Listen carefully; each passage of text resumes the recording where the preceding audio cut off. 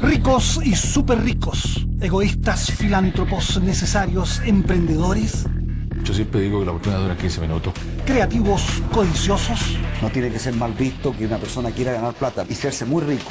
Ricos y súper ricos en un país con grandes desigualdades sociales. La desigualdad más inaceptable es la desigualdad de oportunidades.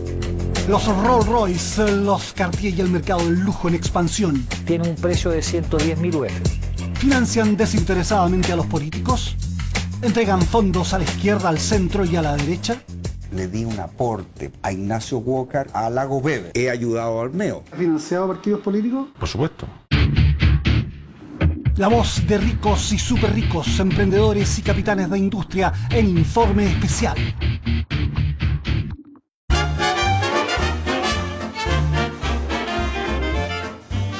En 1930 se decía que cuando se viajaba en un Rolls Royce era tal el silencio en su interior que solo se escuchaba el tic-tac del reloj.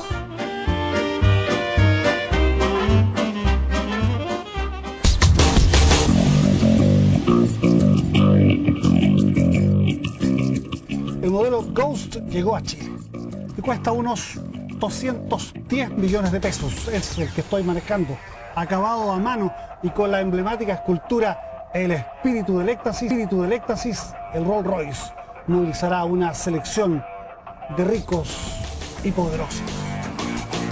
Leonardo Farcas ya no tendrá la exclusividad de manejar en Chile el auto más lujoso del mundo. Los carísimos evidencian un despliegue de riqueza que para algunos resulta insolente y para otros consecuencia natural de una economía que premia a los más exitosos que parecen estar perdiendo el complejo de culpa por ser ricos. Si a un señor le gusta pintarse el pelo rojo, que se lo pinte. Si le gusta andar en un auto más caro, bueno, si se lo compró con su plata, problema de él.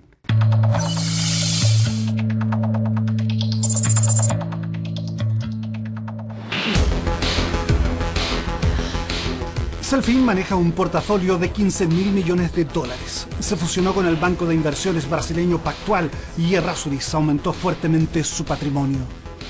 Yo siempre hablo de que no tiene que ser mal visto que una persona quiera ganar plata y hacerse muy rico.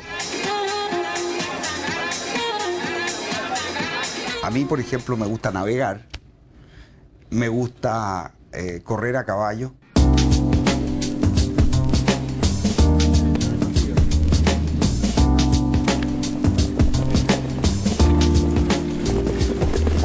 Los negocios para crear valor, para ganar plata, para darle un bienestar a tu familia, pero el propósito de la vida del hombre es jugar. Entonces, el empresario que trabaja y no juega, quiere decir que no entiende para qué trabajó.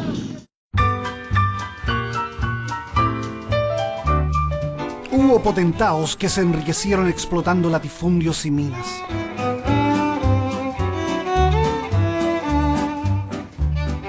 Aunque levantaron señoriales mansiones, los ricos de 1920 tenían gustos discretos. Por entonces, habría sido inimaginable regalar dinero o cantar en la Quinta Vergara. ¡Ya se escucha!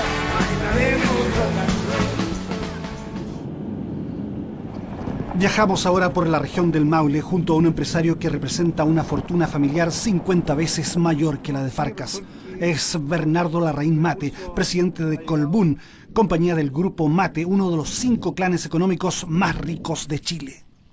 Estoy consciente que soy una persona privilegiada, digamos. Yo creo que las oportunidades que tuve por haber nacido en la familia que nací, por la formación que tuve, por el colegio donde estuve, por la universidad, por los posgrados que hice, no hay duda que hay una parte de privilegio que no todos tienen, digamos.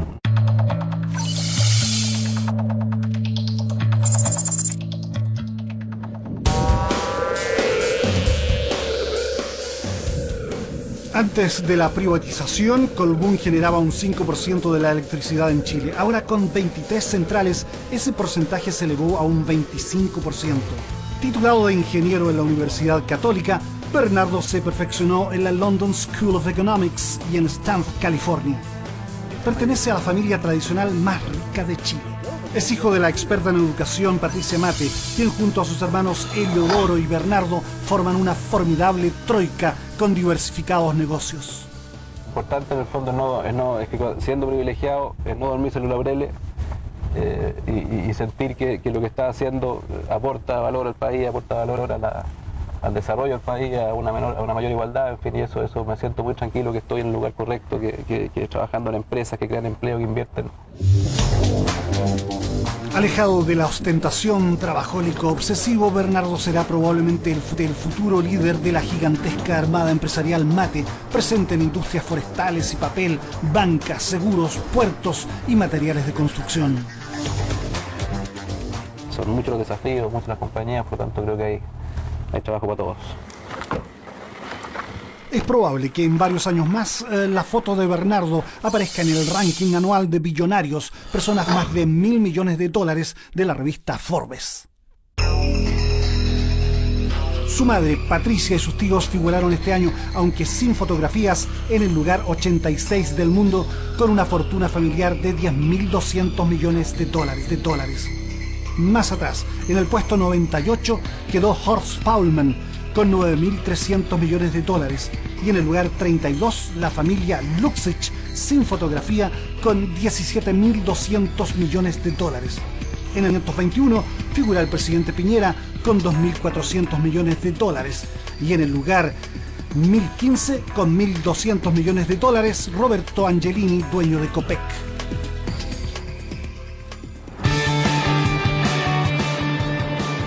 La expansión chilena en el continente resulta llamativa. Cencosud, LAN, Falabella, Ripley, Farmacias Ahumada, Compañía Manufacturera de Papeles y Cartones, Corbanca, Concha y Toro se internacionalizaron porque el mercado nacional es pequeño. Sus principales accionistas se han enriquecido y sus ejecutivos están entre los mejor pagados del mundo. Chile cambió y la gris austeridad de antaño está en retirada.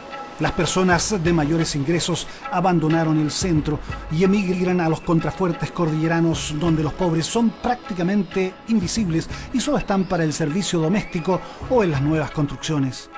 A pocos sorprende que una casa en la dehesa, en el campo, junto a los lagos sureños, cueste 2 o 3 millones de dólares.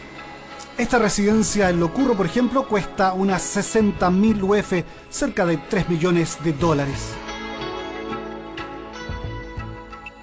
Es una casa que tiene 5.000 metros de terreno y aproximadamente 700 a 750 metros edificados. 6 dormitorios con 6 baños, son 6 suites, salón, comedor, escritorio, sala grande de juego, con un bar al lado, una sala de estar de hijos, un atelier como para ti. Tiene un muy buen quincho, una sala de gimnasia grande, con chimenea, camarines y sauna. Hoy existen áreas comerciales exclusivas para quienes pagan millones por una cartera Louis Vuitton, unos zapatos italianos o un reloj Cartier. Este es un balón blue, caja de acero oro rosa con brillantes. La correa es de cocodrilo, cristal de zafiro irrayable y viene en el bisel cubierto con brillantes. Cuesta alrededor de los $30.000, 15 millones de pesos. Uno de los productos exclusivos que tenemos en la tienda son estas mesas de centro italiana. Son las únicas que existen en Chile. Es una mezcla de acero con una imagen, con un cristal biselado encima. Cada una de estas mesas sale alrededor de 1.400.000. Solo trajimos 10 y nos quedan solamente 2. En los últimos 25 años, Chile progresó aceleradamente. Su Producto Interno Bruto alcanza $250.000 millones y el ingreso anual per cápita supera los $15.000, aunque ese promedio no dice toda la verdad.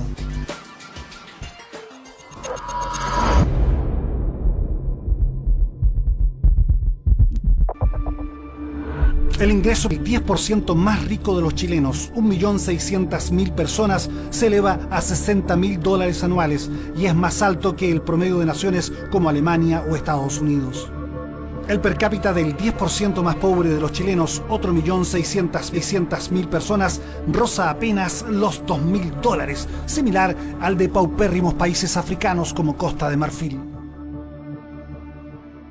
Chile tiene una mala distribución del ingreso y esa distribución, sin pasar a ser una maravilla, pero sí mejora de manera importante después de que el Estado de Chile recaude impuestos y gasta esos impuestos, porque nuestro gasto fiscal es relativamente bien focalizado, a diferencia de la mayor parte de los países en desarrollo, incluido toda América Latina. Aunque ha reducido su pobreza, Chile es uno de los países con la mayor desigualdad del mundo. El 10% más rico de la población obtiene 27 veces más ingresos que el 10% más pobre. El gasto estatal en educación, salud y previsión disminuye esa brecha. Para efectos de ingresos se divide la población de un país en 10 partes o deciles. Si esta fuera la torta de toda la riqueza chilena, tendríamos que este sería el pedazo que le correspondería al primer decil, es decir, al 1.600.000 chilenos más pobres. El segundo 10% recibiría un poco más y así hasta el sexto decil. En consecuencia, unos 10 millones de chilenos viven $6.000 anuales por persona, unos 3 millones de pesos, quedándose con un 20% de la torta nacional. El séptimo decil obtiene casi un 8% de la torta, el octavo decil un 10%, el noveno un 15% y el decil más rico del país se queda con el 45% de la riqueza, casi la mitad de la torta nacional. En este segmento se incluyen empresarios, gerentes, comerciantes, profesionales e incluso algunos bien pagados trabajadores del cobre.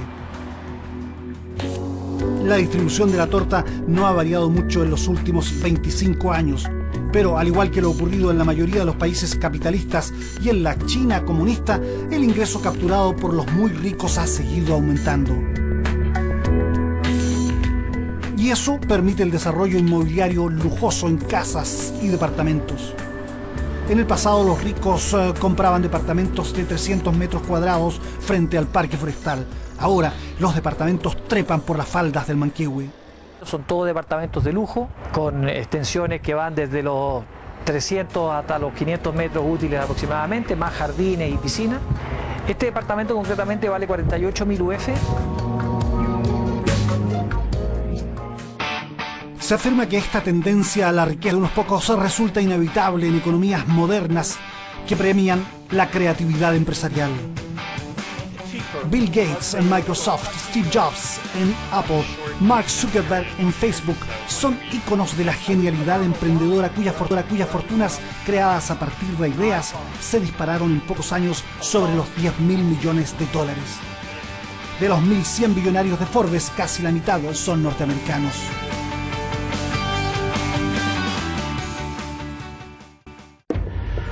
Hace 50 años, pocos sabían en Chile de las familias Sayé, Paulman y Luxich. No pertenecían a la élite del país, pero ellas fueron parte del empuje que puso al país a la cabeza de Latinoamérica.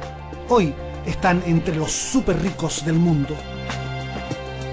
Los Luxich, dueños del Banco de Chile, Madeco, Canal 13, Mina Los Pelambres, Cervecera CCU, Viña San Pedro, Compañía Sudamericana de Vapores y con intereses en numerosas otras empresas y en Croacia, lugar 32 del último ranking de Forbes, con más de $17.000 millones. La revista destaca a los $3 millones donados a la Teletón. Un aporte a la Teletón de $1.000 millones de pesos. El joven emigrante alemán Horst Paulman comenzó con un restaurante en Temuco y continuó con una cadena de supermercados y centros comerciales en Chile y el extranjero. A los 77 años tiene la tercera mayor fortuna de Chile y el Costanera Center incluye al rascacielos más alto de Latinoamérica. Varios prósperos países de Europa, incluidos Suiza, Reino Unido e Italia, tienen menos billonarios que Chile, ubicados entre las 100 mayores fortunas del planeta. La poca riqueza que hay en Chile, que mucha gente quiere que es mucha, pero todavía somos un país que tiene que ir mucho más, la han generado principalmente inmigrantes que llegaron hace poco tiempo a este país sin nada.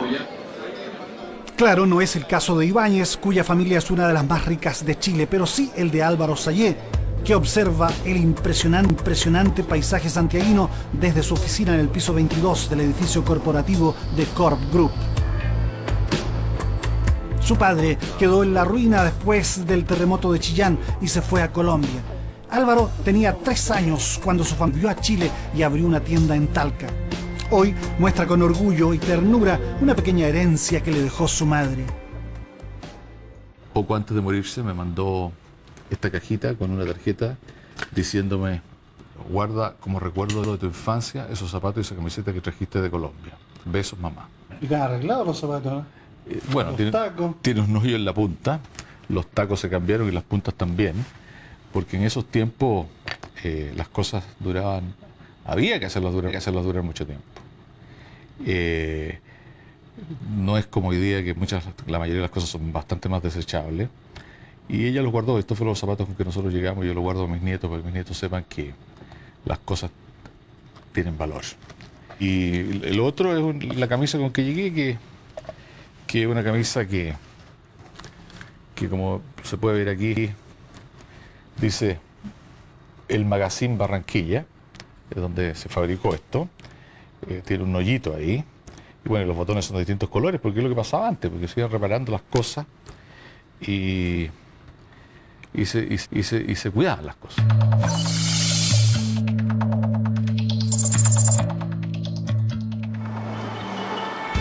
Sayé estudió en la Universidad de Chile, plantel del cual fue decano, y en la Universidad de Chicago. Trabajó en el Banco Central y luego una meteórica carrera empresarial, aunque no pertenecía a la élite de los negocios. Yo me acuerdo perfectamente que cuando nosotros recién compramos el Banco Osorno, se decía que no durábamos 6 meses. Y ese fue uno de los proyectos privados más exitosos que se ha hecho nunca en Chile.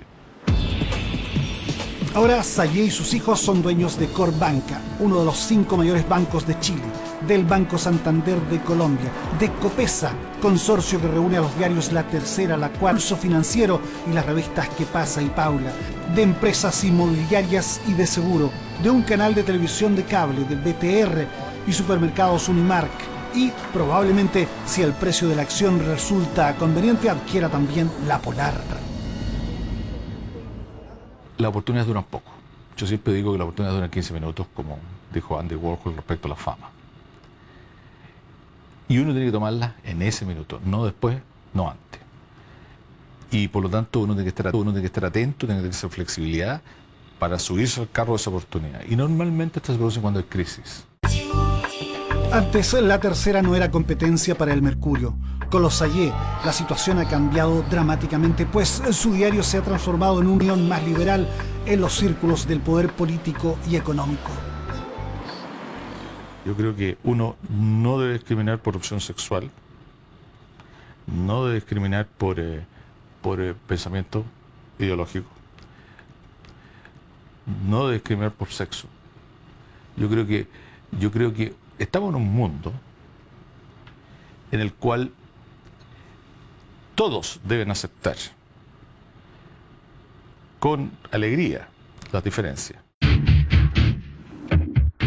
¿Son distintos los ricos al resto de los humanos? Afirmativamente Fitzgerald en la novela El Gran Gatsby. Científicos de la Universidad de California investigaron si había diferencias de percepción entre ricos y pobres. Al mostrarles fotografías de gente expresando emociones, las personas de origen socioeconómico bajo, sin riqueza familiar, sin educación superior, se comportaron mucho mejor y hasta un 10% mejor que las personas ricas y más educadas al momento de juzgar e identificar la emoción de un rostro o la expresión de unos ojos. Esto reveló también la poca empatía en los ricos hacia el dolor ajeno. Sayé conoció el mundo de las necesidades y considera que la sociedad chilena es discriminatoria. Cree que en Chile falta integración y sobran los prototipos. Yo me imagino que la compasión también se cultiva, y una forma de cultivar la compasión es la experiencia. Y a eso me refería cuando decía que aquí en Chile hay mucho mundo aparte, entonces no es raro que la gente que no tiene la experiencia no tenga esa compasión. Kellner dice que los ricos tienden a enfocarse en lo suyo, en sus propios intereses, en oposición a las emociones y necesidades de los otros, y que son menos compasivos que los pobres. Sin embargo, hay ricos y ricos. En Estados Unidos, muchos capitalistas como William Buffett y Bill Gates, el creador de Microsoft, se convirtieron en filántropos entregando dinero a la caridad y al arte. En el pasado, el zar del acero, Andrew Carnegie, quien no era muy generoso con sus obreros, donó su fortuna a obras filantrópicas. Recientemente, Buffett y Gates exhortaron a los ricos a donar la mitad de su dinero a la beneficencia. Al profesor de la Universidad de Yale, Eduardo Engel, le llamó la atención esta largueza. El que no hace filantropía simplemente no es aceptado por el grupo, es decir, la presión es enorme para los millonarios en Estados Unidos por hacer contribuciones grandes. Y en Chile no existe esa tradición. Hay gente de mucho dinero que hace donaciones, pero son donaciones mucho menos impresionantes como fracción de la fortuna correspondiente. Y no existe esa presión social fuerte que existe en Estados Unidos, que si uno le ha ido muy bien, debe devolverle a la sociedad la cual uno le fue bien. El industrial Federico Santamaría fue el mayor filántropo chileno. Dejó sus saberes a la creación de la universidad que lleva su nombre y que, según su testamento, debía admitir de preferencia a jóvenes de la clase obrera.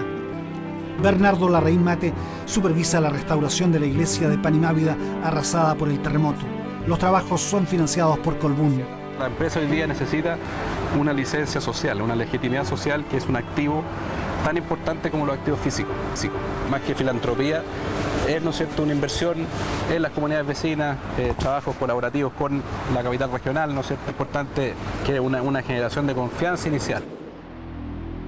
No siempre se puede ganar la confianza de las comunidades. Eso ocurrió en la Patagonia, donde hubo rechazo a Hidroicén, iniciativa de Colbún y Endesa.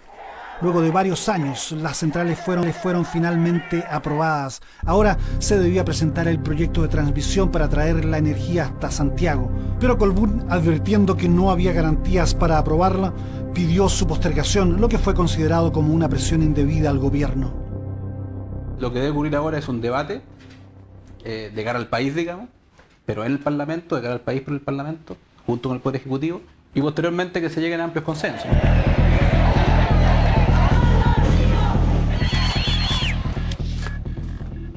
Actor relevante en el mecenazgo cultural es Álvaro Sayé. Aunque de origen palestino modesto, parece comportarse como un renacentista aristócrata italiano, amante de la pintura y de todas las artes. Estoy seguro, por ejemplo, que uno puede tener una casa mucho más linda gastando lo mismo, si uno tiene un sentido de la estética. Por lo tanto, creo que la gente puede ser más feliz con esto. No solo pan, techo y abrigo, como se decía en los 60 en las campañas políticas. 100 películas a mejores directores del mundo.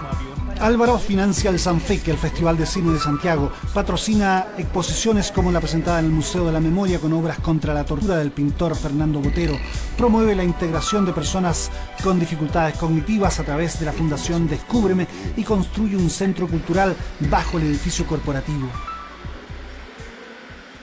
Está hecho sin donaciones, sin ley de donaciones, es una inversión de nuestro propio dinero. Es un teatro multipropósito para 900 personas y que es de alta tecnología, por lo tanto debería tener un sonido espectacular. Y 2 salas de exposiciones muy grandes, con todos los adelantos necesarios para que nosotros podamos recibir donaciones de los países que exigen cierto nivel de seguridad. Siempre existió en Chile una fuerte relación consolidada por vía de la educación confesional entre el poder económico y la Iglesia Católica. Las familias pudientes y creyentes ponen a sus hijos en colegios como el Verbo Divino, San Ignacio, St. George, Tabancura, Ursulinas, Cumbres y en la Universidad Católica, aunque surgen entre los más ricos voces liberales que cuestionan a la Iglesia de Roma. O sea, si tú dices que la Iglesia es uno de los culpables, de acuerdo a mi pensamiento, de que Chile y Latinoamérica siga siendo subdesarrollado, lo tienes que decir. Yo realmente lo pienso.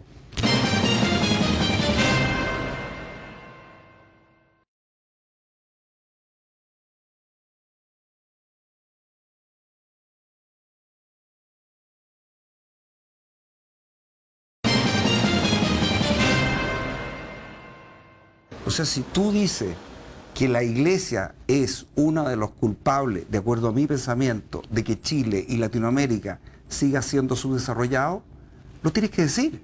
Yo realmente lo pienso. Yo pienso que la pobreza en Latinoamérica en gran medida es por la influencia cultural del colonialismo religioso. Sierra Suris es un agnóstico algo deslenguado. Bernardo Larraín es un católico prudente. Estima que la gente que oponerse a ciertos proyectos debería convencer a la sociedad de sus posturas y no imponerse a ella. Tiene sentido que haya una ley de divorcio en Chile, lo que no implica en el fondo que no valorice la familia. Hay familias que se han formado de distintas formas, que por lo tanto, y que yo no tengo un conocimiento profundo para decir, ¿no es cierto?, que tal tipo de familia o tal otra familia es mejor o menor en cuanto a inculcar valores para los hijos, digamos. Considera que debiera legalizarse el acuerdo de vida en común para personas del mismo sexo. Yo creo que está bien, digamos, creo que es completamente respetable y debiera haber un trato más igualitario hacia quienes, ¿no es cierto?, quieren iniciar una vida, ¿no es cierto?, en pareja, formal, oficial, institucional. Insisto, creo que más que ir en contra de ciertas instituciones, lo que yo pienso desde el punto de vista de la política pública es que debe en el fondo tolerar, debe aceptar, debe promover todo tipo de instituciones en cuanto a familiares, digamos. Lo que es importante en el fondo es que yo tengo la convicción de que la familia, ¿no es cierto?, entre una mujer casada con un hombre, con una familia, es una base de la sociedad muy importante que se inculcan muy buenos valores. Es una convicción personal, pero no por eso voy a proponer, ¿no es cierto?, que a nivel de política pública se discrimine una forma de familia versus otra. ¿Matrimonio gay, sí o no? De todas maneras, ¿por qué no? ¿Por qué no? ¿A mí qué me afecta? Incluso si a mí no me gustan los gays, supongamos que soy una... ¿En qué me... Que cada cual haga lo que quiera, yo no soy de izquierda. Pero me gusta la diversidad. ¿Qué hace a una persona alcanzar la fortuna y el éxito en los negocios? Si uno revisa sus vidas, realmente partieron de orígenes bastante modestos. Pero no siempre es así. En el pasado la propiedad agraria y la pertenencia aristocrática eran cruciales. Ello cambió con la democracia, la educación masiva y la libertad de emprendimiento, el comercio, la industria y la provisión de servicios. Esta es la bodega de Viñamonte donde hacemos los vinos íconos.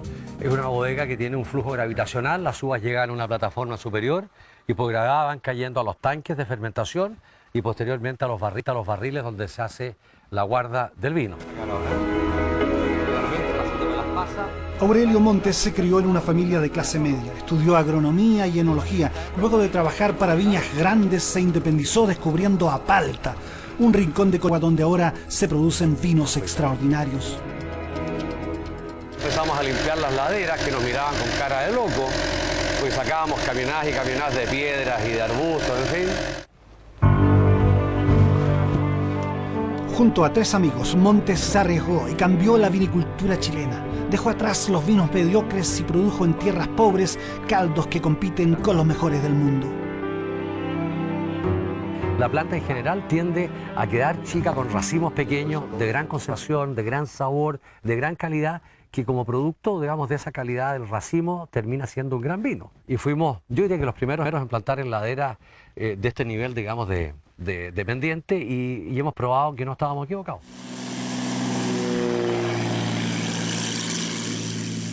Aurelio vuela en su Cessna a Colchagua y cruza la cordillera. Ahora tiene emprendimientos en Zapallar, Marchihue, Mendoza y Estados Unidos. Su viña es la más rentable de Chile en relación al patrimonio, 800 hectáreas plantadas aquí y 250 en Argentina. Su bodega en Apalta es toda una experiencia.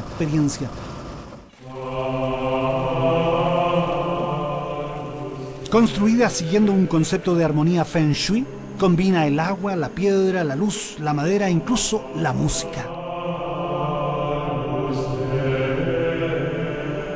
Aunque revolucionó el mundo chileno del vino, Aurelio es un católico más bien conservador y esta es su con canto gregoriano incluido que los toneles de roble francés escuchan noche y día. Yo te diría que algún efecto probablemente tenga sobre el vino, producto de las vibraciones suaves de la misma música. Considera que el mayor efecto de la música es sobre las personas que aquí trabajan, pues crea un ambiente grato y hasta mejora la productividad. Su vino Purple Angel, Ángel Púrpura, se vende en 110 países. No se le encuentra en tiendas por menos de $100 y en restaurantes por menos de 300 la botella. Cuando se dice que los empresarios crean valor, muchos piensan en personas como Aurelio Montes y sus hermosos viñedos verdeando en antiguos peladeros al pie de una serranía colchagüina. Y es un vino que es fantástico para acompañar comida, básicamente comida, digamos, de alguna potencia, puede ser un jabalí o venado o faisán.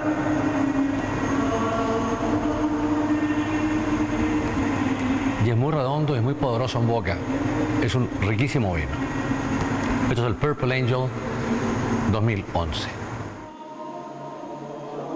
Un vino riquísimo para los ricos del mundo. Más de 100.000 pesos la botella. Quienes ponderan a los ricos como factor de avance y civilización señalan con incorrección política que los ricos se sienten dueños de sus vidas y los pobres culpan a las circunstancias. Los primeros usan el dinero para ganar más dinero y los pobres tratan de no perderlo. Los ricos se enfocan en las oportunidades y los pobres en las dificultades. Los ricos y los pobres en pequeño. Los ricos se asocian con otros ricos y exitosos, mientras que los pobres se vinculan con otros pobres. Lo que se tiene que valorar es el éxito y el emprendimiento. Y de alguna manera, porque una de las lacras nuestras es la envidia. ¿Por qué somos más envidiosos que los norteamericanos? ¿Ah? ¿Por qué allá el tipo exitoso es bien visto y aquí uno le tiene envidia? A diferencia de los ricos norteamericanos o de un chileno sui generis como Leonardo Farcas, los poderosos de Chile son reacios a mostrar su riqueza y a reconocer que son ricos. Tratamos de entrevistar al mayor número posible para este programa. Pocos aceptaron, algunos se excusaron y la mayoría simplemente no respondió. Para Dacher Keltner, profesor de psicología social en California, muchos ricos piensan que el éxito económico tiene que ver con la conducta individual y con una ética del trabajo. Ignoran que entre ellos hay riqueza heredada, educación de la mejor calidad, conexiones familiares y amistades forjadas en exclusivos colegios y universidades de excelencia. Esto hace, según Keltner, que desprecien el rol de los gobiernos oponiéndose fieramente a los impuestos. William Buffett y Bill Gates, cuyas fortunas combinadas superan los $1.000 millones, sugirieron el año pasado que para enfrentar la crisis económica, ellos, los ricos, debían pagar más impuestos. Buffett llegó a decir que su secretaria pagaba más impuestos que él en proporción a sus ingresos y que el gobierno debía dejar de mimarlos.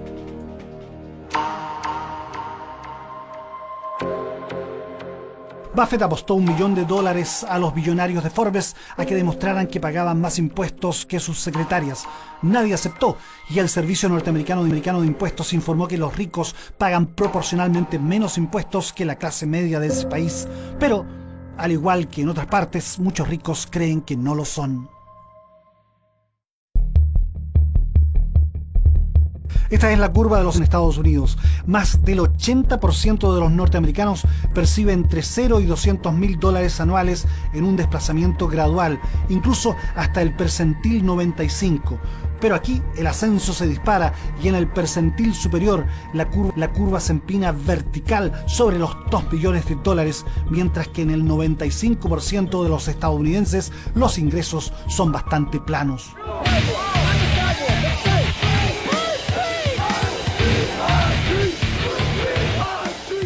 La conciencia de la desigualdad originó una protesta denominada Occupy Wall Street. Se inició en Nueva York, extendiéndose a 600 ciudades. Su principal eslogan fue "Somos el 99%", referencia a la concentración de la riqueza en el 1% de los ultra ricos.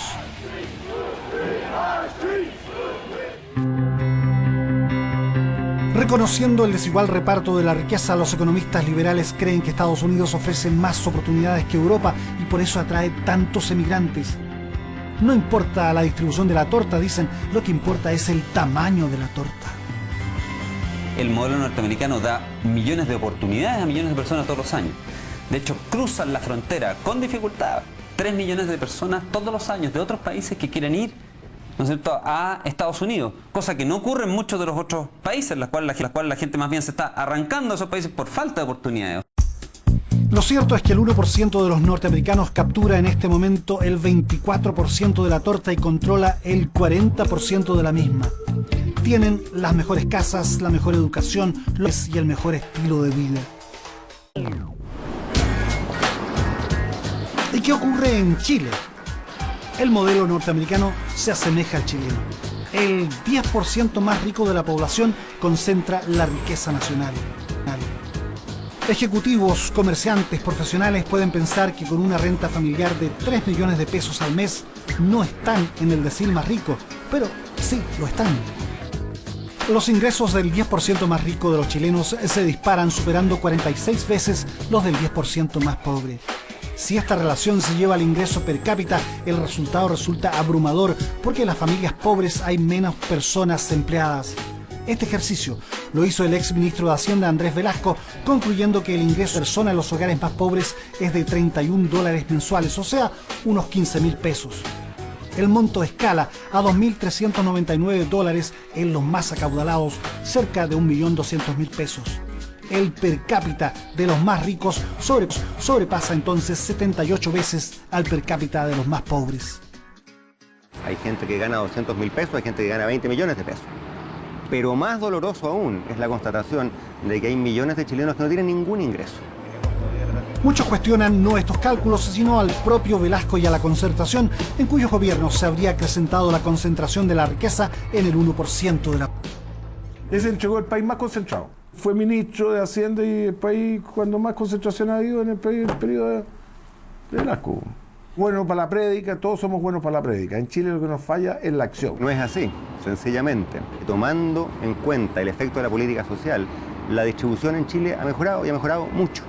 Sería un país muy distinto si no hubiese sido por las tremendas reformas que se hicieron en los últimos 20 años. Hemos armado una red de protección social que efectivamente protege a la gente y la ayuda, y eso se hace con justamente las platas que generan la creación de esta riqueza. Al igual que en Estados Unidos, dentro del decil de los mayores ingresos está el 1% de los más ricos, y dentro de ese percentil está el 0,01%, donde se encuentran los ultra ricos chilenos cuyas fortunas son comparables a las mayores del mundo desarrollado.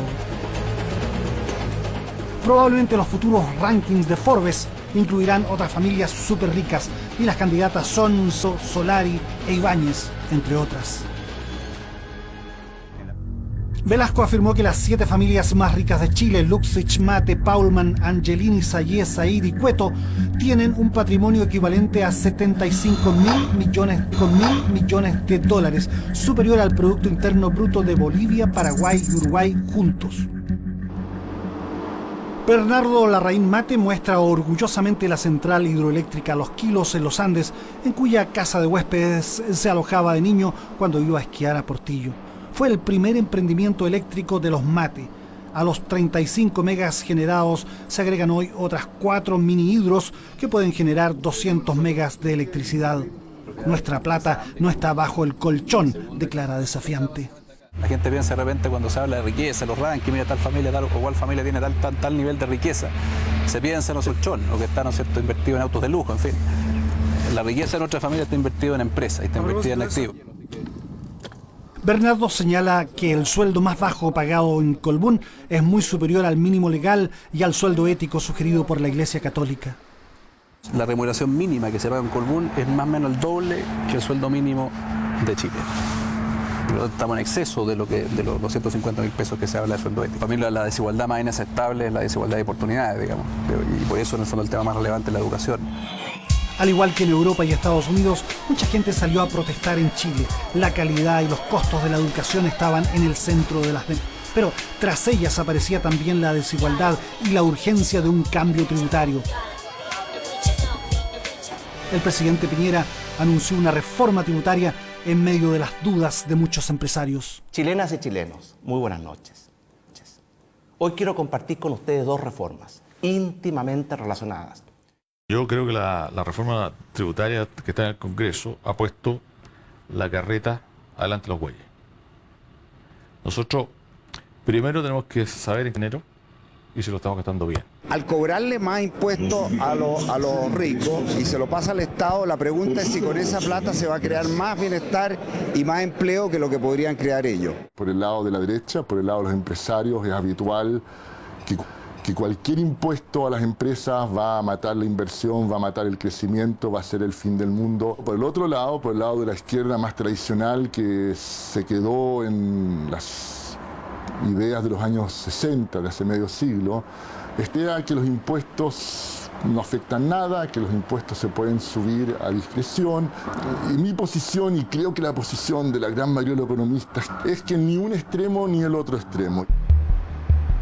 Engel favorece una alza tributaria moderada para en algo previo. Realmente hay que partir por preguntarse para qué queremos las platas, cuánto se necesita y después preguntarse cómo se recauda. Al presentar el ajuste tributario, el presidente Piñera dijo que su objetivo era financiar un mayor gasto en educación que podría superar los 700 millones de dólares anuales. Planteó una alza moderada de impuestos a las empresas y rebajas a los impuestos personales. A las empresas se les requerirá un esfuerzo adicional, subiendo la tasa de impuesto permanente sobre las utilidades del 17% al 20%. Las encuestas a inversionistas extranjeros indican que los impuestos son un factor a considerar, pero no el más importante, señala el profesor Claudio Agostini. Mucho más importante es que el sistema legal funcione, que el país sea bajo en corrupción, que tenga buenos servicios de transporte, que haya carreteras, que haya aeropuertos, que haya puertos. Esas son las razones para invertir. Los impuestos aparecen mucho más abajo en el ranking. En el grupo Mate parecen compartir ese diagnóstico. Yo creo que es efectivo que las grandes empresas son muchos los factores que consideran en el fondo a la hora de tomar decisiones de inversión y probablemente un aumento de impuestos no les afecte mayormente. Lo que es relevante, como dije antes, la estabilidad. Pero, ¿qué pasa con los impuestos en Chile? Las familias que están entre los deciles 1 y 6 y que ganan menos de 532.000 pesos mensuales no pagan impuestos a la renta. 11 millones de chilenos viven en hogares con ingresos inferiores a 532.000 pesos. Ese es un primer dato de lo bajo que son los ingresos en Chile en general, y que tenemos poca conciencia. Y cuando uno mira hacia arriba en la distribución, los primeros 2-3% que paga, ahí hay casi 1 millón de personas que pagan apenas la tasa del 5%, esas personas que ganan entre 500.000 pesos y 1.200.000. Entonces hay prácticamente 6 millones de personas exentas, 1 millón de personas que paga 5% y que tiene ese rango de sueldo, o sea, menos de 1.200.000. Cuando uno mira de ahí hacia arriba, ahí queda prácticamente 5% de la población, no más. Y dentro de eso los que están en la tasa del 40%, que son los que ganan más de 6,5 millones al mes en todo su ingreso, ahí está el 0,1% de la población. En los datos de impuestos, pudiera agregar todas estas utilidades retiradas que se arrancan, habría más gente y no la vemos. Hay 20.800 personas que declaran ganar más de 5.500.000 pesos, pero Agostini cree que una cantidad similar de chilenos ricos elude impuestos comprando camionetas, computadores y bienes que son para uso personal o casero, como si fueran para sus empresas. Muy común es la creación de sociedades con familiares para que ellos retiren utilidades sin pagar impuestos. Esas utilidades que deberían haber tributado, cuando se retiraron, terminan no tributando nunca, ni antes ni después de retirada, jamás. Esa es plata que sale absolutamente libre. Un trabajador dependiente no tiene la posibilidad de hacer eso. La conclusión de Agostini es categórica. Yo puedo mover platas de mis empresas de distintas formas y pagar mucho menos impuestos que lo que paga un trabajador dependiente que gana lo mismo que el que tiene esas empresas. O sea, hay una inequidad tributaria horizontal tremenda. O sea, tú como profesor, que podemos tener un buen sueldo y pagar hasta 40% de ese sueldo, en el fondo estamos pagando más que un poderoso empresario. Por supuesto, o sea, si yo soy trabajador dependiente en la universidad, gano mi sueldo y pago la tasa que me corresponde. Si yo ese mismo sueldo, en vez de ser trabajador dependiente en la universidad, tuviera una sociedad con mis hijos, con mi señora y otro par de sociedades más que le presta servicio a la universidad de docencia e investigación, yo pagaría casi la mitad de lo que pago. Y esa es la injusticia brutal. Agostini calcula que la elusión supera los 2.000 millones de dólares y en ella incluye el trato tributario mediante la renta presunta favorable a la agricultura, el transporte y la minería. Tienen el privilegio de todo, digamos. Hasta cierto monto de venta, en el caso de agricultura y en el caso de agricultura y transporte, menos de 300 millones de pesos de venta, en el caso de minería, menos de 900 millones de pesos de venta. Son sociedades que tienen utilidades significativas para el nivel de Chile. Probablemente el aumento de los impuestos podría impactar el negocio del lujo, que en Chile tiene ventas por 800 millones de dólares anuales. Algunos estiman que el lujo y el consumo conspicuo no son la expresión de una brecha social creciente entre ricos y pobres, sino la demostración del acceso de la clase media a un mercado que antes le resultaba prohibitivo. Yo creo que la gente está atreviéndose un poco más a mostrar, a gastar, a darse unos gustos en cuanto a los automóviles se refiere. Hoy día con Rolls-Royce estamos incorporando una nueva parte en el mercado superlujo, que es el confort y el prestigio de una marca como esta. Menos del 1% de los chilenos consume artículos de lujo. Estudios internacionales muestran que cuando una persona pasa la brecha de un salario mensual de $3.000, empieza a consumir productos y servicios de lujo. En Chile, un 10% de los hogares tiene un ingreso superior a esta cifra, alrededor de 1,5 millones de pesos. Esta casa tiene un jardín de 5.000 metros cuadrados. Y la casa misma tiene 1.250 metros edificados. Eso se distribuye en una zona de dormitorio, que son 5 o 6 dormitorios, una zona de residuos que tiene un gran living, un comedor y un escritorio, y luego una gran área de amenities, que son una enorme sala de juego, home theater, tiene sauna, tiene un bar estupendo con bodega, tiene un departamento de servicio independiente.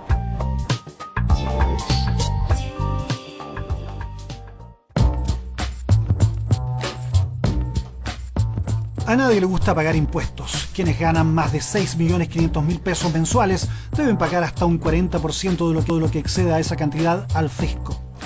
Un gerente que gane 10 millones de pesos, aparte de pagar la tasa creciente que le corresponde por los 6,5 millones y que puede llegar a un 26%, pagará 1.400.000 pesos por los 3,5 millones restantes. Algunos consideran este 40% un verdadero atraco y tratan de eludirlo.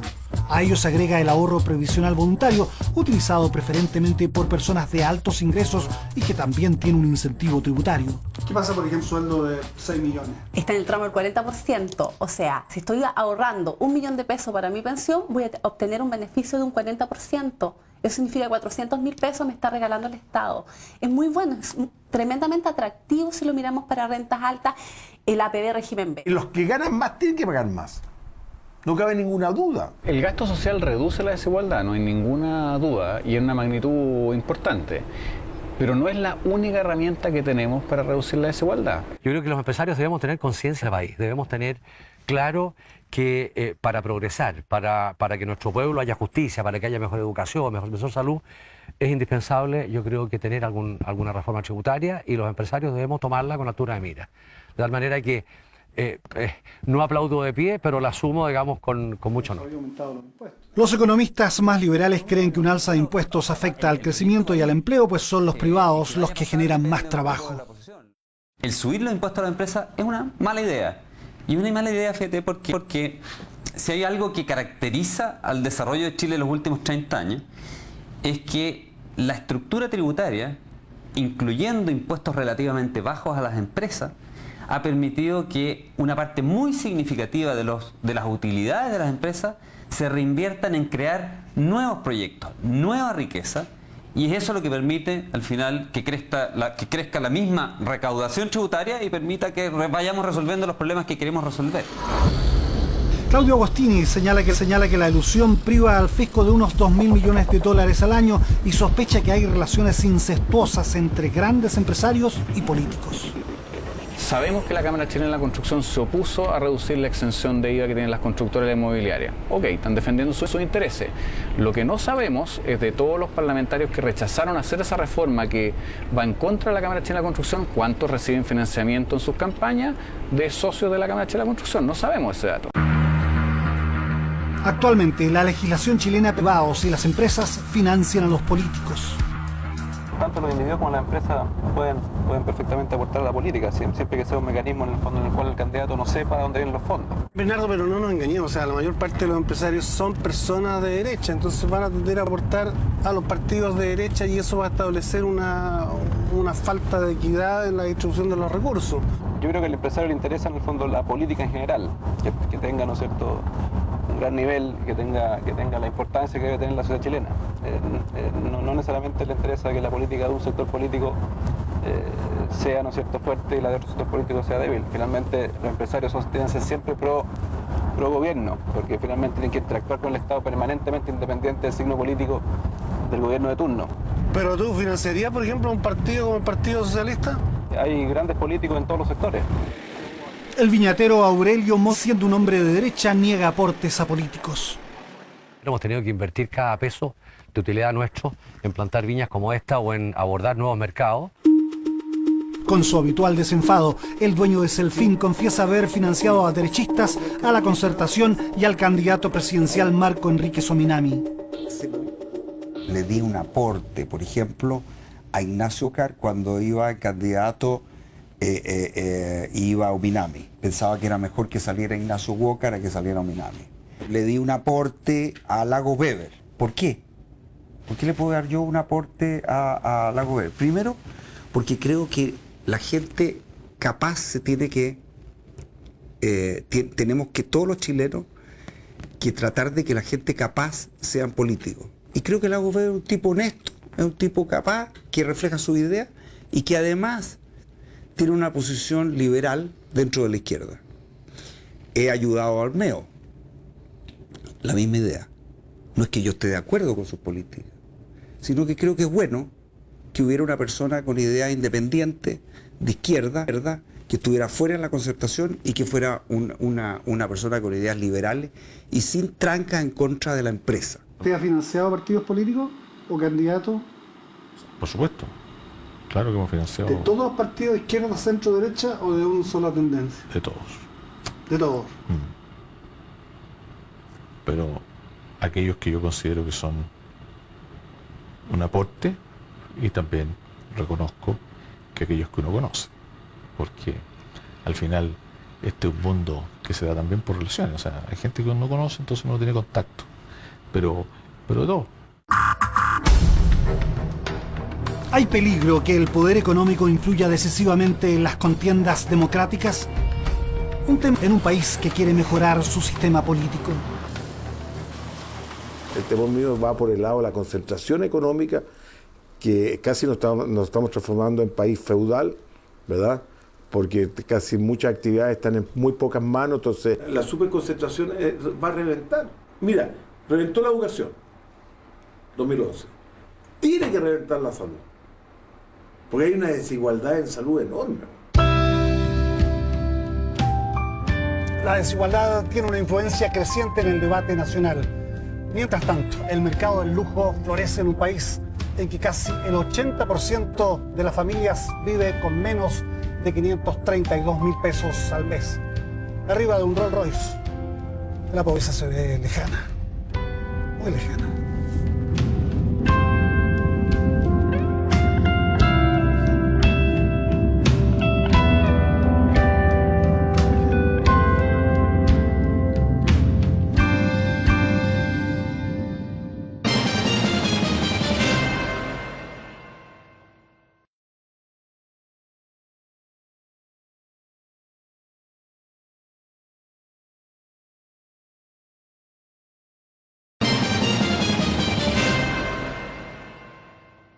El país necesita enfrentar sus marcadas desigualdades sociales y hacer que nuestra economía y nuestra sociedad se abran en mayores oportunidades y justicia para todos. En ese esfuerzo no pueden faltar los pequeños, los medianos y los grandes emprendedores, los capitanes de industria que tienen visión y sueños, aquellos hombres de fortuna que aportan innovaciones, que generan empleos estables y salarios decentes, y que al enriquecerse y crear valor pueden enriquecer también a la sociedad en su conjunto. Informe especial.